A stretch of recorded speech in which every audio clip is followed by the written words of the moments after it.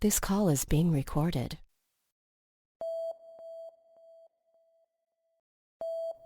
Hey, it's Jay.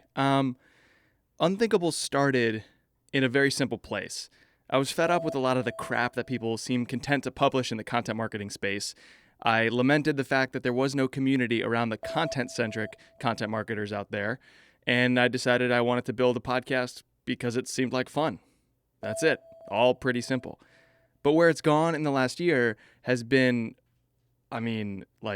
truly freaking awesome. And it's only a year. Like, I'm still eating crap and skinning my knees every day trying to make this thing work. I've gotten to travel the country and speak. I've gotten to branch out of my comfort zone almost every week. I feel like I'm taking my lumps. And you have been incredibly generous and incredibly, emotional, just like I am about all this stuff. So, like, it's blown me away. And I don't even feel like the game has started. I feel like I'm taking my practice swings before the first inning.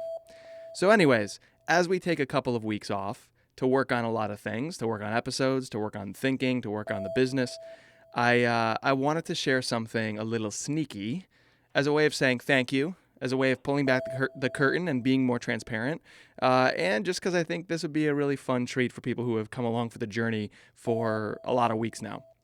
So every week, I have a call with my executive producer, mentor, friend, Andrew Davis. He's a best-selling author, a public speaker, a very successful guy. And Andrew had no idea that when I asked him to record the call, I was actually going to share it publicly. He just thought I wanted to listen back to the call that we had. So here is Andrew and my call, only very lightly edited, taking out some sensitive stuff. But other than that, you're getting almost everything we talked about. And we talked about a lot.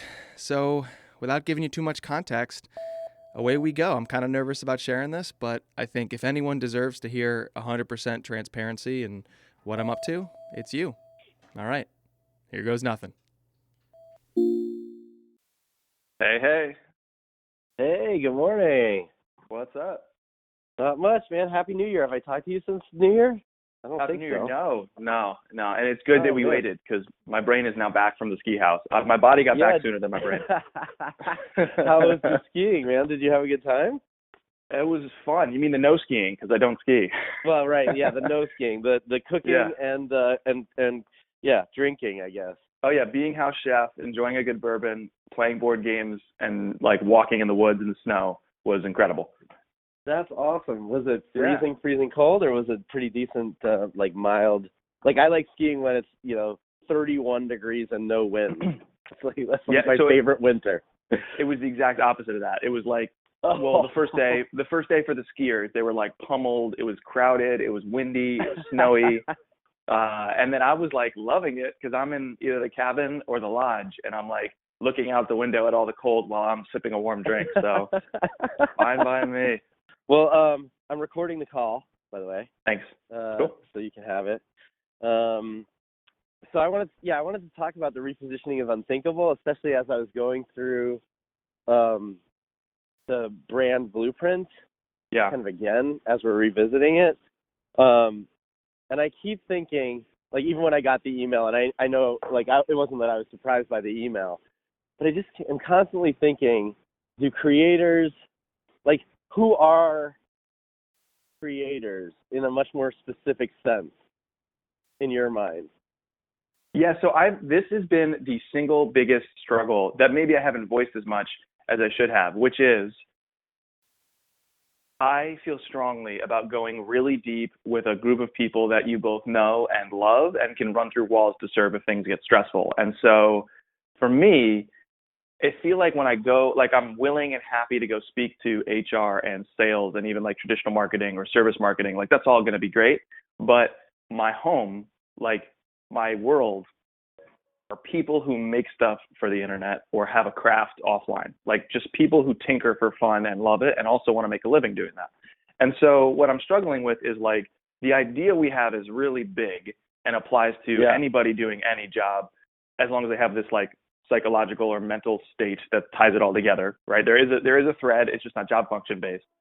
But am I applying it to my core group, the people I love, like the thing that gets me super excited in the world is like, who am I helping? I'm helping people that have a craft, and create. And so it feels authentic when I like get up and start talking to people about the content side of content marketing. And I feel like I could be a beacon to people in that space. It feels a little bit less authentic when I go out to another organization or group.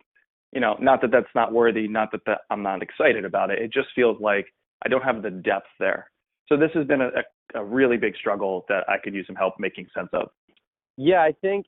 By the way, especially on the content brand side, especially on the content I'm producing to grow an audience, because I feel like it's really hard to be generic. If I start tiptoeing into agree.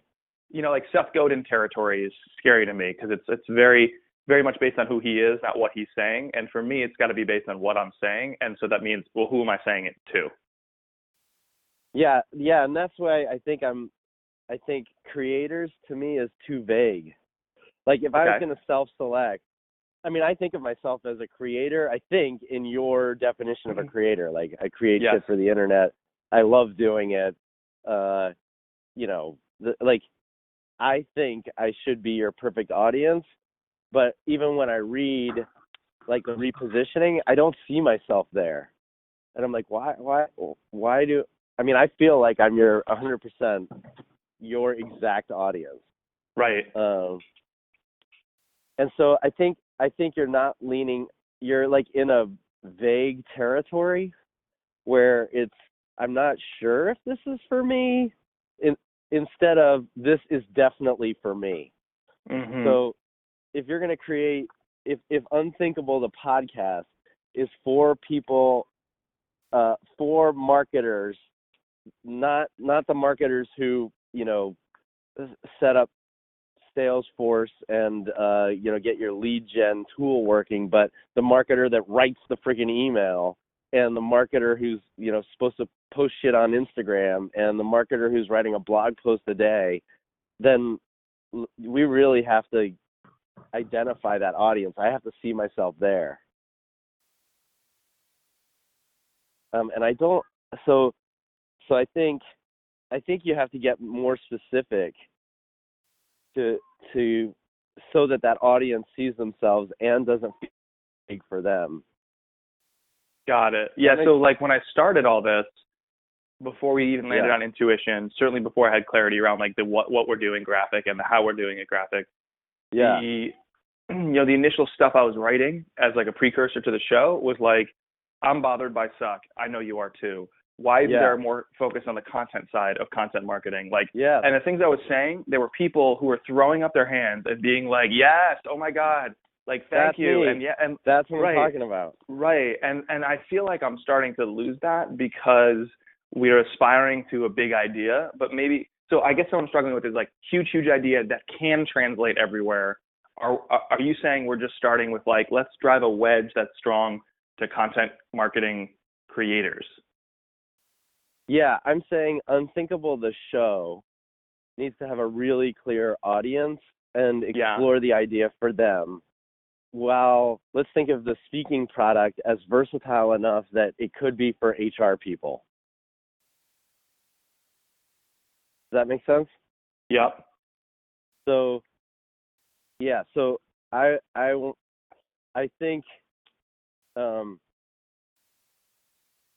think unless we really are exploring in a deep way, like how you apply this bridge to content marketers, how do they actually, bridge this gap? We're not sure if it works. And if it's too vague, people aren't going to raise their hand and subscribe. They also won't get the homework or whatever. The examples won't apply to them. To use Carla's term, they'll get brand detachment disorder, where they're like, well, that's great, but that's not me. Mm-hmm.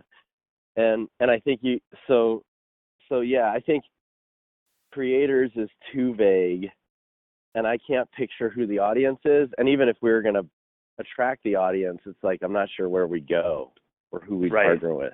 Right. So this has been to me, this has been a product of tactics more than philosophy. Like, I get it on the level we're talking to now. Let's, like, if we zoom in a little bit, like, for me, it's like, okay, I get that the talk is flexible and maybe the speaker page stuff implies flexibility too. Like, the Unthinkable homepage or the introduction sentence I use in the show in my voiceover, are those things addressing whatever the pithy version of, like, content-centric content marketers is? Yeah. Okay. I think so. I think it's like, because I feel good about that. And I feel like I know, like, whenever I say that stuff, like, if I appear on a marketing show, I'm like, oh, I know who these people are. And they're like, what are you building? I'm like, I'm building the content-focused content marketers home base and community and products. Like, I am trying to serve that group. And everyone's like, oh, awesome, I get that. And there's a very clear, yes, I want that, or no, I don't, which I love. And then when I back it up to, like, the website, I'm like, so it's average to exceptional, or it's intuition. Like, it feels very watered down. I think it's like, if we took it in 3 steps, it's that you're helping the content marketers who want to focus on the content understand how you create exceptional content from, and go from average stuff to exceptional. And the third piece is maybe you use a bridge.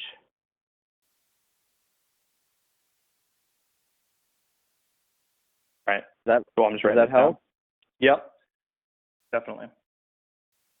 All right.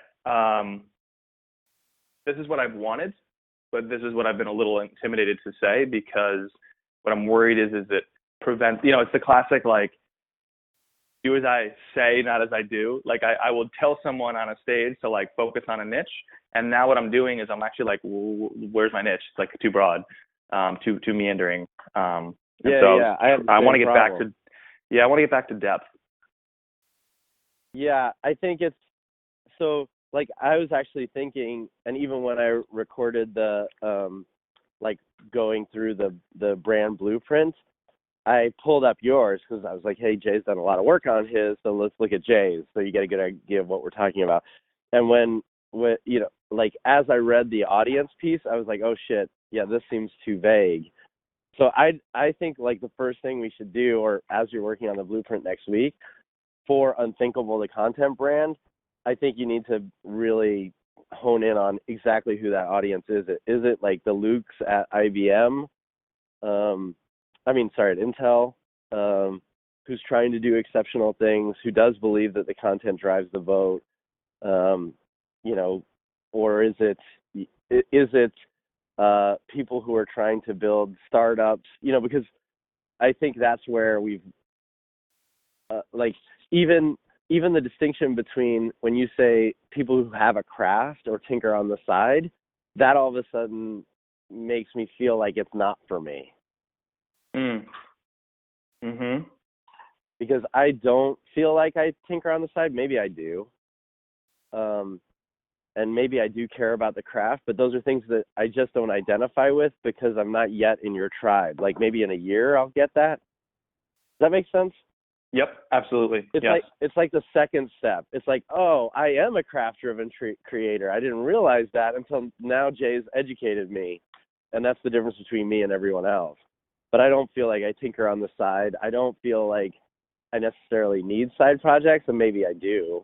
But you got to kind of convince me of that, I think, as part of your team. Okay.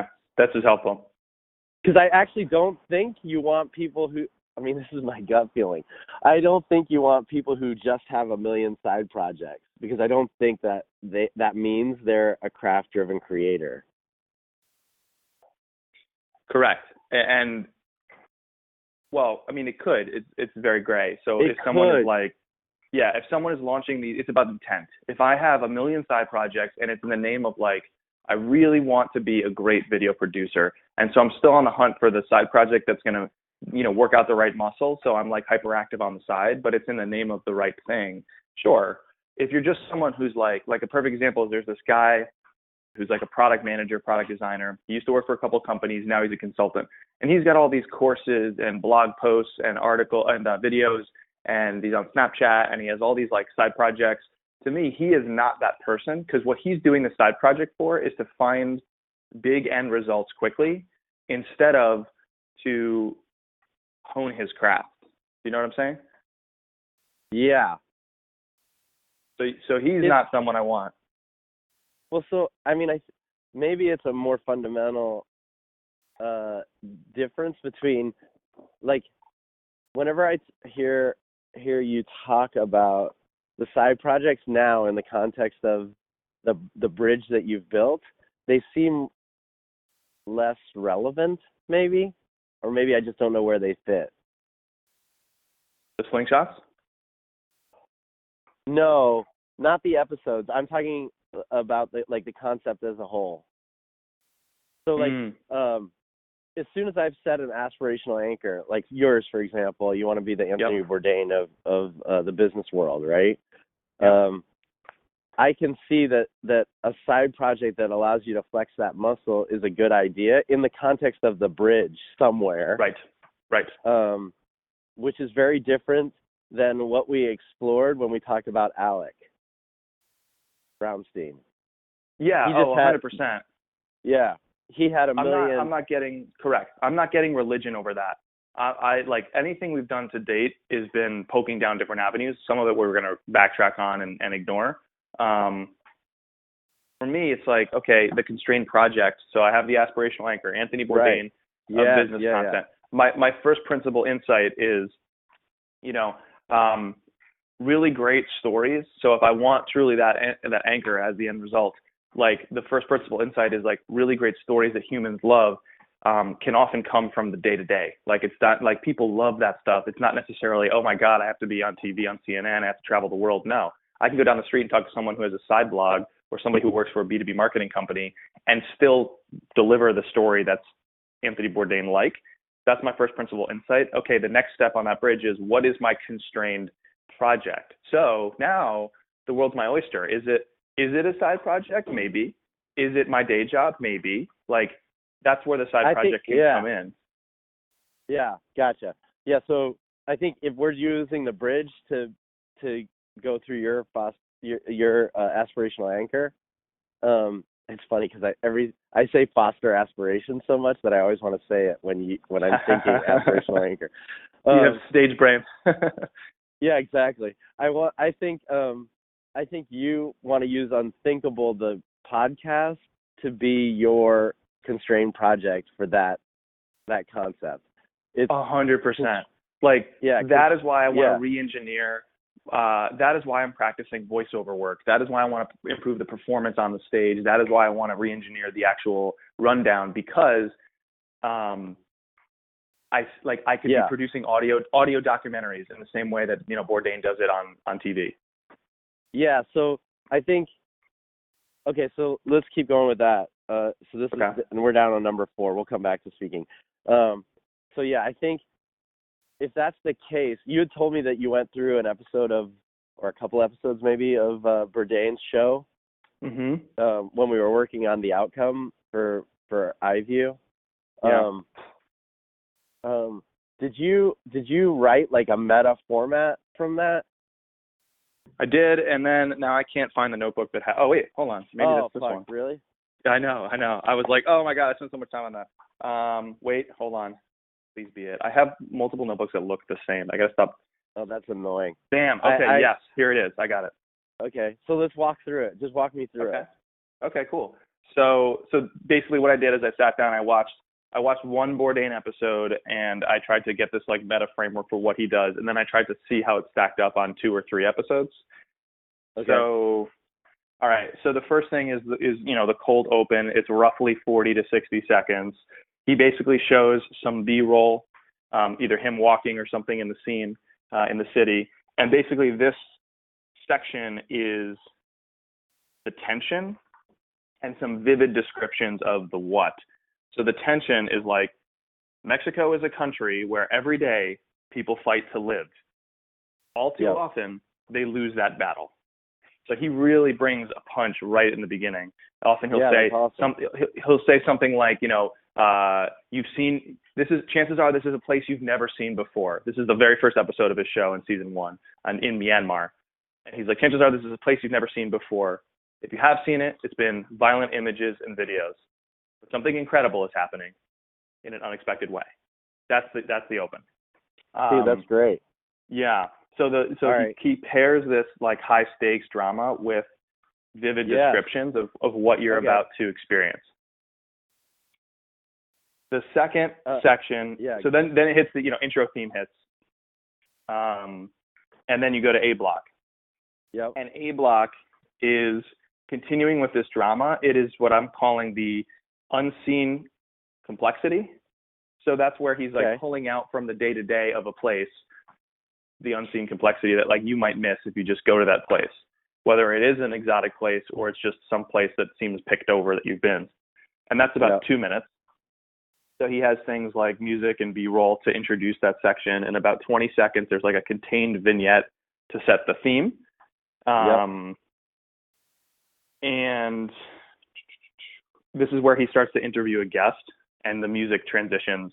So usually what happens is the host is in motion with the subject, whether that's eating in motion or driving or walking. Like usually that's the next scene is like he is doing voiceover in a quick hitting vignette to set up the theme that he hinted at in the cold open.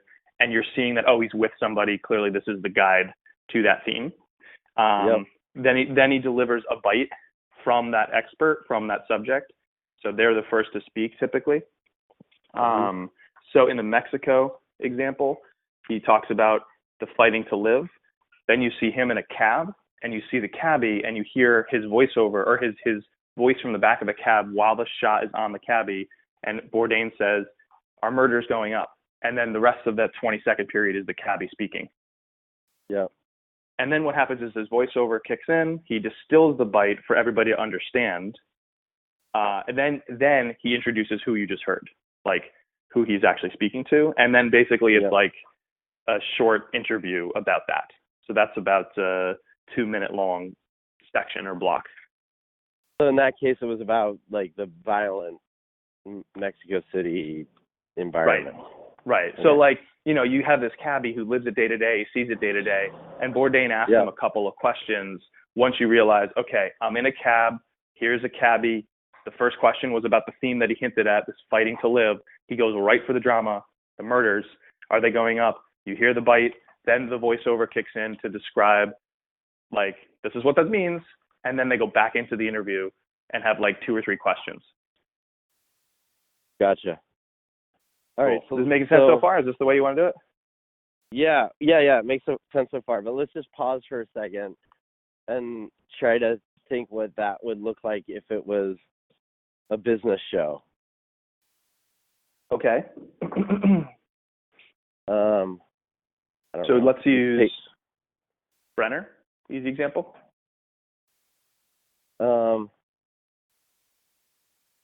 Yeah, I'm trying to think. Yeah, sure. Let's try Brenner. Okay. So I mean, the theme supersedes the subject. So let's do this before we do that. Yeah. What his show is always about the place, right? At the core, like that's kind of the star, right? Like, what's your place? Like, what's the version of a place in your show? Interesting question. I think.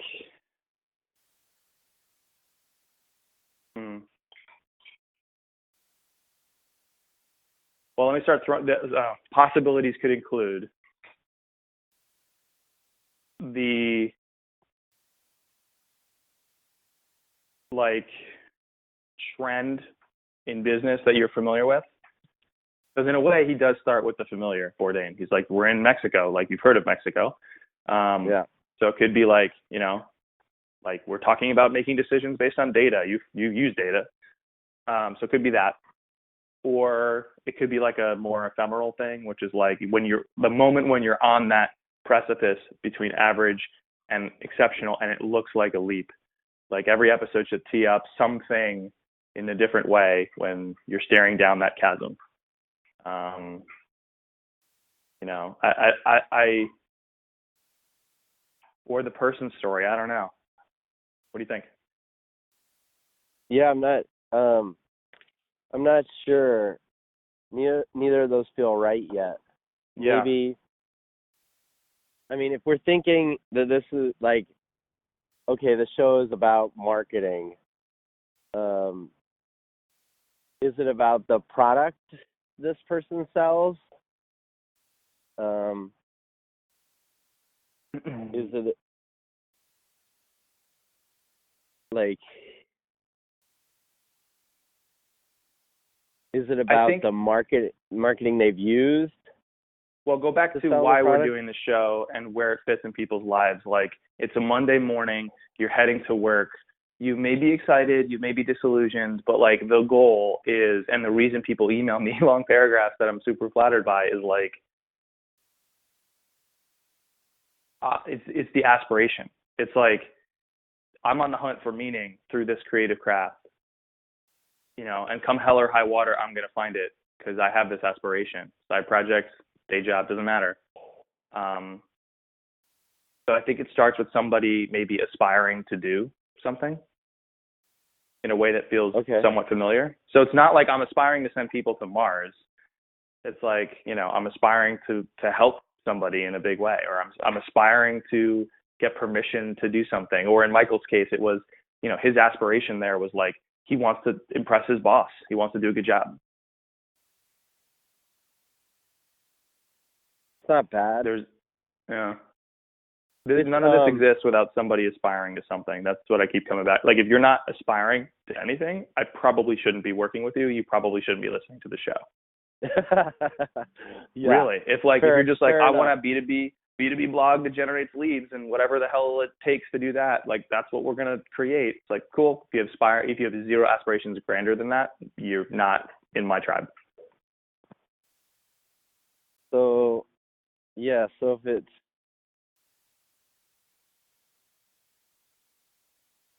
just go back to his opening for the Mexico City. What does he say? Mexico is a country where every day people fight to live, and all too often they lose that battle. All right. And then there's there's a vivid description that follows. Yeah, just stop right there. So write that for Michael Brenner. All right, let me do this. All right, so it was just 2 sentences. So let me see if I can get this. Yeah. So here's what I would say. At every company, every day, an executive is asking their marketers for the right way forward. And all too often, they start looking in the wrong place. Okay, that's good. What would follow? Your vivid description? Yeah, so Bourdain's is, Mexico is right there. It's dark, vibrant, et cetera, et cetera, et cetera. He describes, you know, traits of Mexico. And then at the end, he's like, our brother from another mother. And then there's like a really dramatic B-roll shot of something crazy happening. And then the theme hits. And so this is where I would say, Yeah, go ahead. So what he's describing here, the dark, the vibrancy, et cetera, he's describing the setting where people fight to live. So he's giving you the stakes right away, and then he's describing where those stakes play out. Yep. And so the stakes here are companies or executives asking marketers for the right way forward, but you start looking for those answers in the wrong place as marketers. Where does that play out?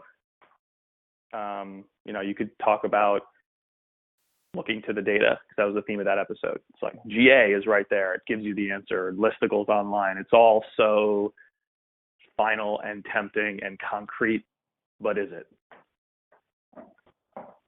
Okay, so remember a long time ago I told you mimicry is the easiest way to build a format or embody a voice. Mm-hmm. I think you should do this with one full episode of Bourdain's show. Take that Mexico episode and do exactly what you're doing. I'm going to retell the Brenner story in exactly as close as I can mimic Bourdain's voice and style and beats to get through an entire story. Okay, that's awesome. And I think I mean, the long-term goal isn't that you do this every episode, like, all right, let me just mimic Bourdain, but that after you've done it 3 times, you know what works for you versus what works for Bourdain, and you start extracting your voice from Bourdain's voice. Right. Like, you have your own version of statements like, a brother from another mother.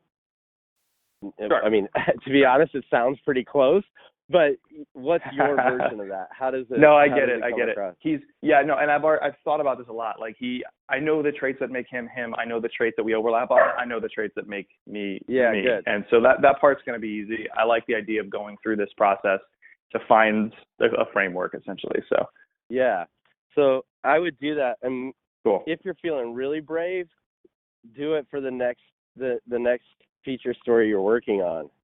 Okay. It might be really hard. It's a lot easier when it's something you're really familiar with that you've already done. Yeah. But like when I wrote Town Inc., I actually pulled out Tipping Point and like almost sentence for sentence wrote the intro for Town Inc. based on mimicking the voice of Gladwell. And then after that I rewrote it. Right. But maybe a number of times, but it really set the tone and helped me understand how I wanted to communicate it. Right. And I found it really, really helpful. So I'd say doing exactly what you've done to get to the new Unthinkable format that really does turn Unthinkable into, the content marketer's version of Bourdain's travel show. I think you're onto something.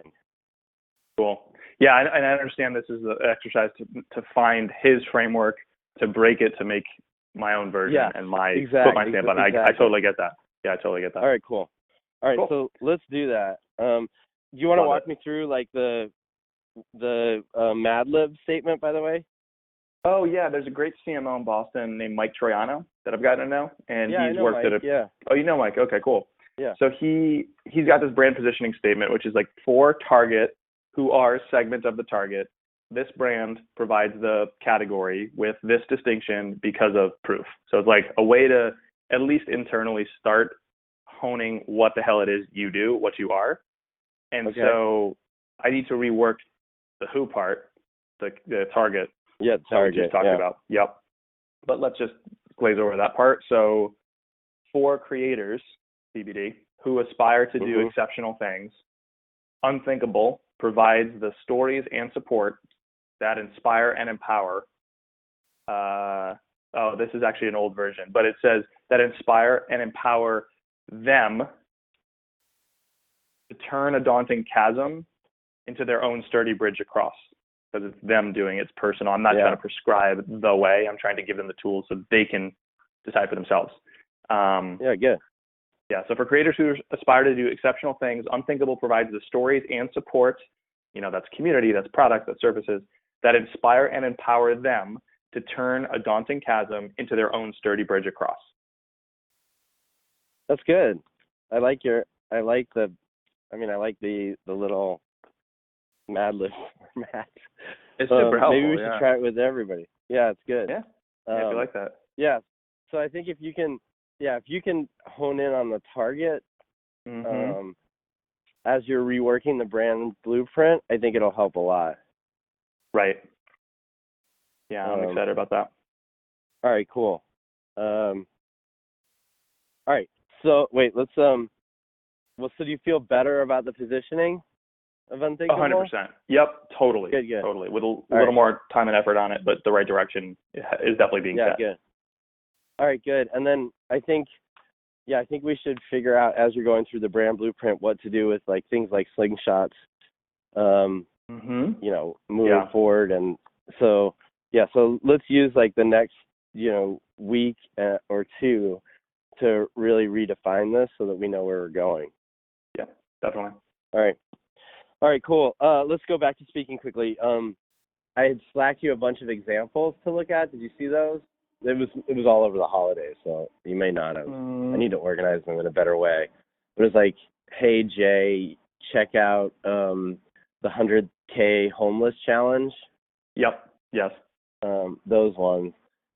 They're really interesting to me because they're kind of organizationally unthinkable as well as unthinkable individuals.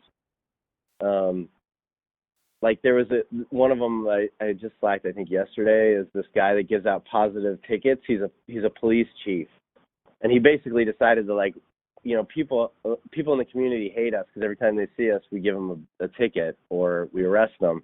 What if when we saw something good going on, we gave out a positive ticket and like a free movie pass to go to the movie theater, or, you know, a dinner at a nice restaurant? So they started doing this, and it was unbelievably successful in changing the way the community looked at the police, but also reducing crime in minors and all this other stuff. It's kind of an unthinkable idea to me. So anyway, there are a bunch of those. I'll try for our next meeting to do a better job of putting these together in a place that everybody can use them, because I've realized a lot that a lot of these case studies with a different lens would work for Champion Leader for Brenner, you know, or you know, for Creative on Demand for Carla. So, but anyway, yeah, I think if you can think really hard about what the next version look like for Unthinkable, that would be great for Content Marketing World as well as other stuff possibly. Okay.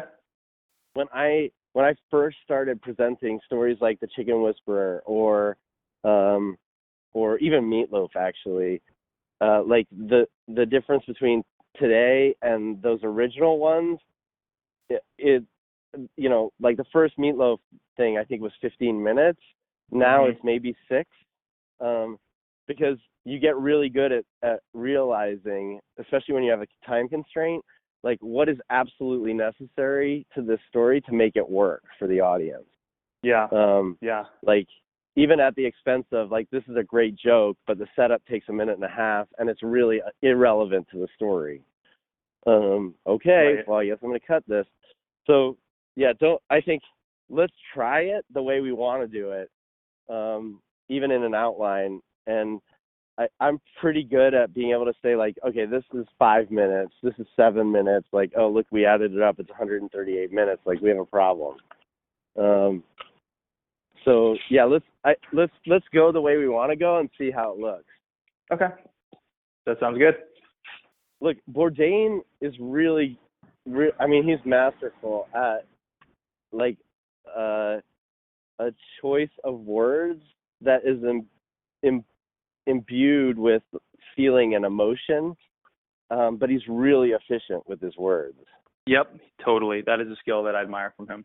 And I think, what I was going to say was, one thing that I've realized, even in the 3 or 4 weeks doing this full time now, is blocking time to actually think and practice is so important, even in the face of, like, stuff I just feel like I got to get done. Like, I got to write, I got to, create.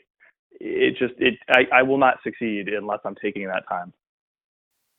Yeah, I think that's fair. I do think, though, things like if you're going to spend the next month really trying to master the Bourdain feel and sound and voice and turn it into Jay's, you've got to imbue that other stuff and take the extra time to make it feel that way.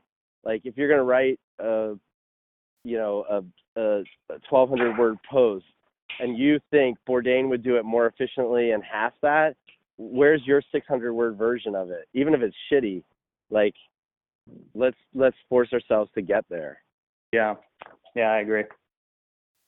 Yeah, it's a product of, like, trying to just literally produce too much content that's preventing me from thinking and being strategic. Yeah, I think for the next 4 weeks, anything you produce, you gotta have Bourdain in your head. Yeah. Like, I'm even saying with tweets, like, I haven't actually read Bourdain's tweets very often, and I don't know if they're as pithy or as well worded or as observational and insightful as the stuff he writes for his shows or his book, for that matter. But if it is, I follow him. Yeah, there's an element. It's a little bit less obvious. Yeah, I think you should challenge yourself to spend an extra minute on the tweet trying to figure out what would Bourdain say if he was going to try to say the same thing?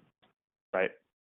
Yeah. I'm All just right. thinking about the growth of the show and how like the hyperactivity that I've had has been in name of growing the show, but it's, it'd be a leakier bucket if I continue down that path. Yeah, and I think it's frustrating. Yeah. I don't think it's necessarily supporting your aspirational anchor. I think the world is in desperate need of an Anthony Bourdain for business. And it's a gold mine if you can do it.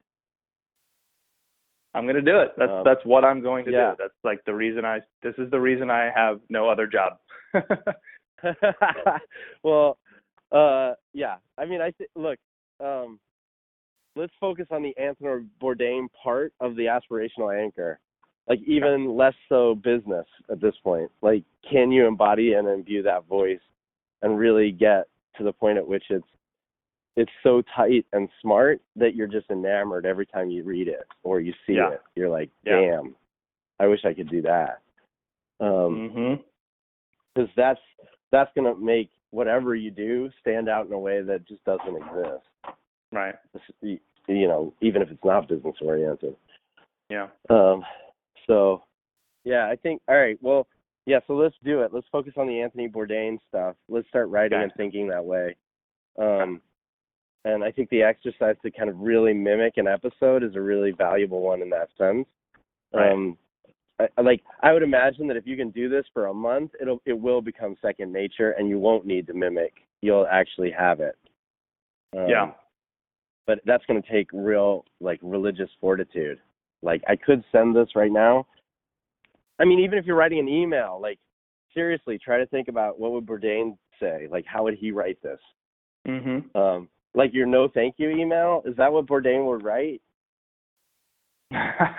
No. So rewrite he wouldn't respond. I don't know. I think he would. I just think it's. Yeah, no, he would say something like, dude, super flattered. I have so much on my plate. I'm going to crap myself. Sorry, I can't make this work. Yeah. That's pretty efficient. Yeah. And it's done in a way that I get completely and doesn't seem like a turnoff because that's Bourdain's voice. Right. Well, I love this, man. I think this is the focus I've been lacking, both on the voice kind of aspirational front, but also the target audience front.